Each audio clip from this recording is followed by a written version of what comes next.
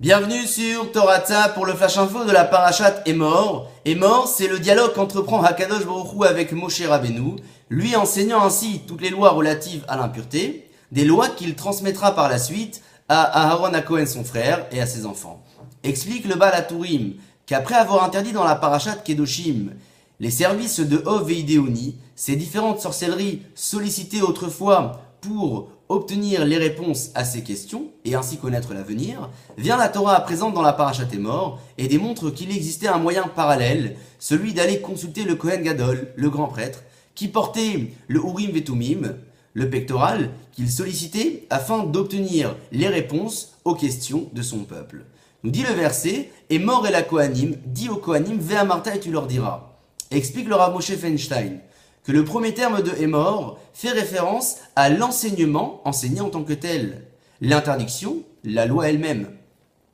Le second terme de Ve'amarta, quant à lui, symbolise l'affection que l'on portera pour la mitzvah, un paramètre important et sans doute essentiel pour que la transmission de la mitzvah se passe dans les meilleures conditions.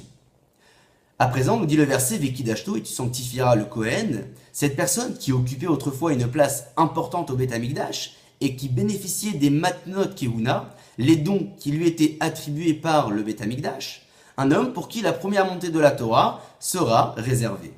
La Gemara dans Héroïne, page 13b, nous enseigne Kol haboreach mina gedula, toutes les personnes qui fuient les grandeurs seront poursuivies par cette dernière. Le Chavetz Chaim avait l'habitude d'expliquer cette Gemara en disant Kol haboreach.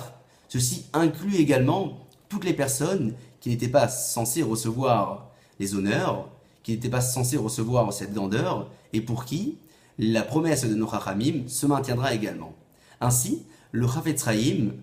avait l'habitude de se consoler de tous les honneurs qu'il recevait. À présent, la Torah énumère les différents défauts que le Kohen Gadol n'avait pas le droit de porter, comme l'explique le Chinour, ce grand prêtre qui apportait les sacrifices de son peuple et qui devait être en symbiose totale avec ce dernier, et ainsi porter grâce à leurs yeux pour être sûr d'obtenir la clémence d'Akadosh Baruch Hu à travers le sacrifice qu'il allait apporter.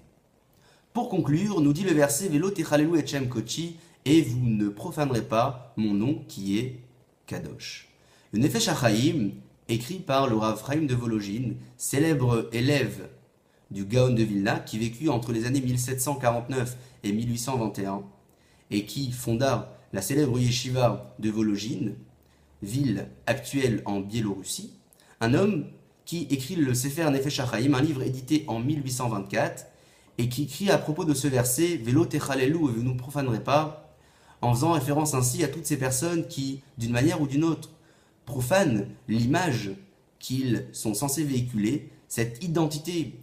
que l'on est tous censés porter,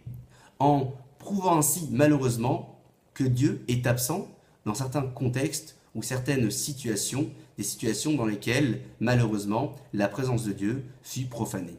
Puisse Akadosh Baruch Hu nous aider à respecter dans un premier temps la place du Kohen, pour ainsi être sûr de pouvoir et respecter correctement le nom d'Akadosh Baruch Hu